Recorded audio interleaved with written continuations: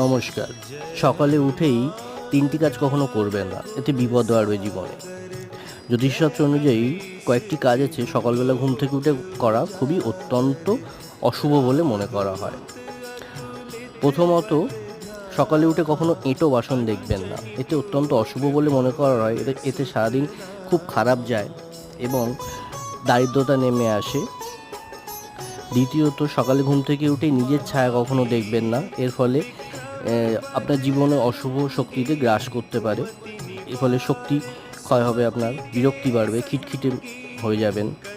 সকালে উঠে কখনো বন্য জন্তুর ছবি দেখবেন না, আপনার স্বভাব হিংস্রতা ও আক্রমণাত্মক ভাব বেড়ে যাবে, এতে সমাজের অকল্যাণ হবে। সকালে ঘুম থেকে উঠে কখনো নিজের মুখ আয়নায় দেখবেন না, আয়নার দিকে তাকাবেন না।